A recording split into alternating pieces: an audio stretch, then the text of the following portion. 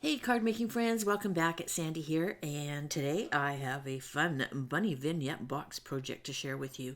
I'm starting with the Tim Holtz Brushstroke Flowers, and these are the tiny ones, and I have a couple of tricks for you. When I cut these out, I attach them to my MISTI sticky mat in their little groupings, and then that way I'm not losing any of the small pieces, and I know which pieces go together. And these worked perfectly for this project. As you can see, I cut out quite a few. And I'm going to color them next with my Karin markers. Karin markers are watercolor markers, and I have got quite a few out here to play with today. I also need some water. I need a water brush. I have a legend for some of the colors I want to use. I also have a scrap piece of watercolor paper to test some of the colors I want to use. And I think we're almost ready to go. I'm just going to show you here when you're using one of these water brushes to get it primed. You want to squeeze it until the water starts coming out, and then you want to wipe it dry so that the tip is just damp. So I'm starting with the Karin marker, and I'm adding my color, and then I'm coming in with the watercolor pen, and I'm moving the color around. I've also cut all of my flowers out of watercolor paper. I use the Canson 140 pound.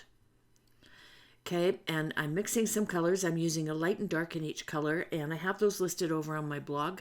That way I don't have to keep track going back and forth with all the numbers in the video. I also found it easiest to watercolor all of the same flowers at the same time.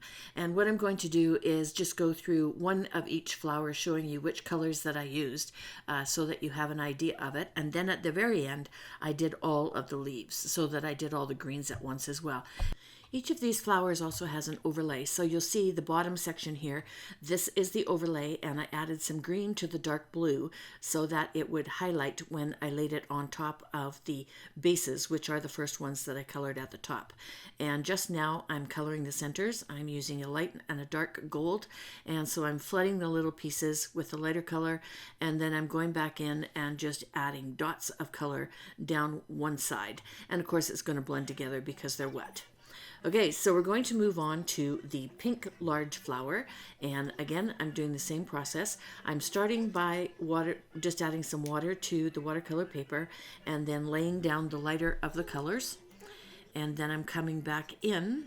Actually, I'm doing a second layer of the light color there because it was a little too faint, and I also want to go around the edges so that I don't have any white showing.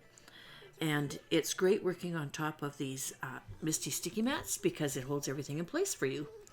This is the overlay, so I'm coloring it first with the lighter color, and then I'm going to come back in with the darker color. And excuse me if I'm a little bit hoarse, I'm just trying to get over a nasty cold. So for the centers, again, the lighter of the golds and covering the whole thing, and then coming in with the darker color. And I'm not diluting those with my water brush. So the smaller one here is a rose, and so I'm doing that in a little bit darker of two tones of red. The one previous was pinks, and so this is kind of an orangey red. So putting the base coat down on the background piece, adding a little bit of the darker color, and mostly I figured out that's where it's going to show through on the overlay. So now I'm coloring the overlay with the darker color. Actually, I think I went reverse on this one. I did the lighter color on the overlay on this one just to change it up a little bit. And there's a bud for this rose. So this is the background portion or the base for the bud. Excuse me. Adding a little bit of the darker color. And then right next door to it is the overlay for that little bud. And I'm making that one darker. And just touching up the edges a little bit so I get rid of the white spots. And as they dry, they lighten up a little bit, so you can go back over them with your darker colors and fill in anything that you think is getting too light. On to some purples. There are some cute little tiny flowers in here that I thought would be really pretty in purple, and I use them mostly on my project today as well. So again, the light color for the base, and then adding some of the dark color in on the overlay, and then a couple of the tips on the outside edge of the base panel. And as I blend them together, they lighten up a little bit, so I'm adding a little bit more of the color. And then just adding the color to the flower centers. And I'm actually missing one there. There should be two. So there's a large flower that kind of looks a little bit like a sunflower. I decided that that one was going to be yellow, so there's a light and a dark yellow for this one. and blending the color in, making sure I get the edges. And I'm being brave, doing two at once right now. You want to keep the surface wet so that the colors blend nicely together. And I had doubts about this one. It went on quite orange, but it does dry quite nicely, and I ended up liking it. And you don't want to let the second color dry out in big streaks like that, otherwise it's really hard to get them moving again to get rid of those nasty streaky marks, because you want them to blend. These are the overlays, so the darker color going on here.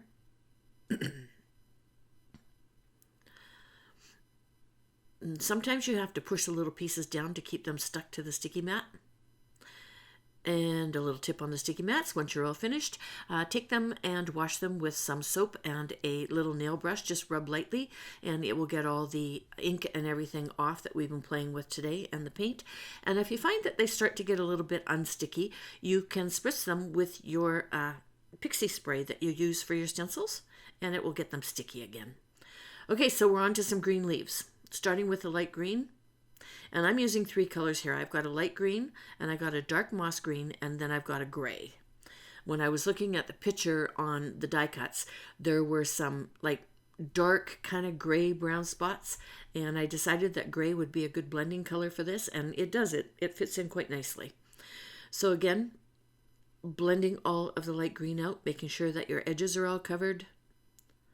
I have sped this up a little bit, because this took me quite a while to color all these. And I didn't really think you wanted to sit through a video quite that long. Okay, so adding my dark mossy green. And I get quite intense with this. And as you blend them, sometimes this did lighten out a little bit. So I went over it a second time. Okay, and so see how it lightens out? There's the gray. So I'm coming back in with that. And especially on the overlays. And because there's green underneath, it actually makes it just a really, really dark green, and it's very striking on the leaves. Okay, and just blending a little bit, some spaces that maybe dried out a little bit. So here we go. Here's all the finished pieces. I think I've got 4 panels going on here. And so you let them all dry, and then you pull them off of the sticky mat, and then you glue them all together just like this. And there are little indents in the base pieces to show you where the overlays go. I also used the picture that came on the front of the die pack to help me, and it was really quite easy. Move on to the box. There are 3 in this pack. This is the square pack of the vignette boxes from Tim Holtz, and we're going to be playing with these bunny dies. These are the bunny games and the bunny stitch. And I'm basically using the dies to audition which box I want to use, because I have an idea of what I want to make. And obviously I need the big box. So I'm starting with some acrylic paint, and this is just cheap paint from Michael's. I also linked some paints that you can get at Simon Says Stamps.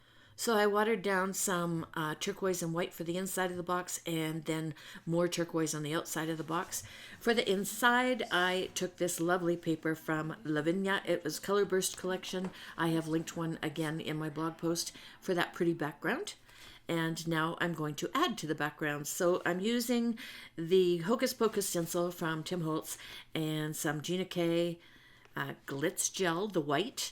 And I'm going to add some stars inside the box into my background. And as you can see, I had to cut the end of the stencil off to get it to fit in there.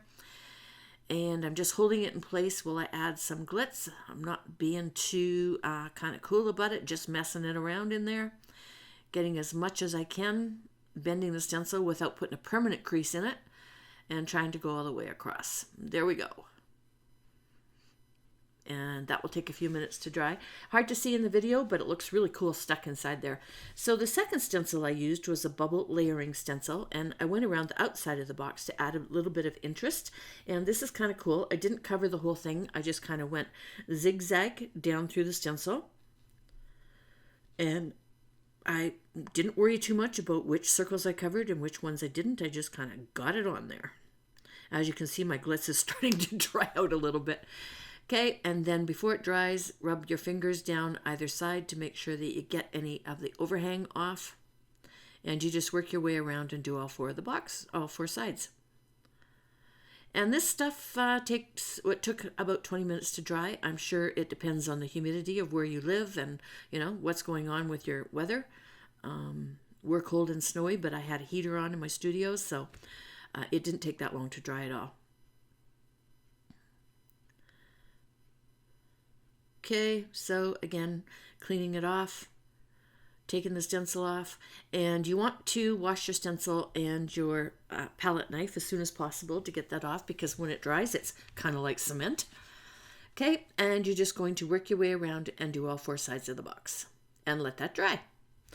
Okay, so while it's drying, we're going to make our bunny, and this is the Little Stitch Bunny, and if you have not tried the Positively Velvet paper yet, it makes very cool bunnies. He's so soft. And I cut him out 3 times, once in white, once in pink, once in black to get all the little spots. And now I've switched over to the Bunny Games. I am using some of my Lindy's Magicals paper that I created a couple of weeks ago, and it makes beautiful eggs. I've got everything where I want, so I'm going to take a piece of the press and seal and pop it in there to hold everything in place so that I can turn this over, and I'm going to add a whole bunch of foam tape and foam to the back of these bunnies and the eggs so that my box is 3D, because I want the bunnies to be sitting kind of in the middle of the inside of the box. And so I'm testing it right here. Nope, it's not deep enough, so I'm going to be adding some more. And I'm also going to be adding some moss to the bottom of this. So this pretty green moss comes in a bag, also linked over on my blog. And you just use liquid white glue to glue it in there and hold it in place for a few minutes. So again, I'm just kind of auditioning where I want all this. Hero Arts white glue I'm using for this one. And put some on the side and then also stick some on the bottom because it's going to stick out that way. And push it all down and hold it in place for a couple minutes until the glue sets. And add a little bit and take away until you're happy with the base. Make sure everything's glued down so it doesn't fall off as soon as you sit the box up. There we go. And I'm going to test my bunny again to make sure that he fits in there, that I have enough foam on the back of him to get him where I want him. And I'm going to have him push him down a little bit. So it wasn't deep enough.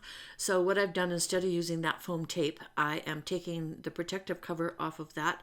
I have cut some white foam squares, and I'm going to use the white glue, and I'm going to add a bunch of layers of this foam squares. It ended up being about, I don't know, 3/4 of an inch that I had to build. And you want to make them small enough that you won't see them. So press them down. This does take a few minutes to dry. And then add glue to the back piece and place your bunny in there. And again, you want to hold on to it so that it's secured.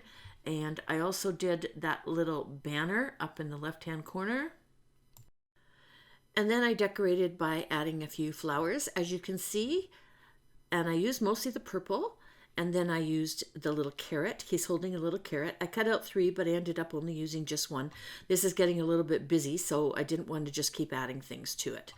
So you can see the pretty stars in the background, and then you foreground, I've got my pretty flowers that I created, and then the sentiment in the bottom, that is from the Sweet Tweets stamp set from Simon Says Stamps. So everything I used today is linked underneath the video, also with a link over to my blog. I hope you enjoyed today's video and my little project, and if you did, please consider giving me a thumbs up. And until next time, toodles!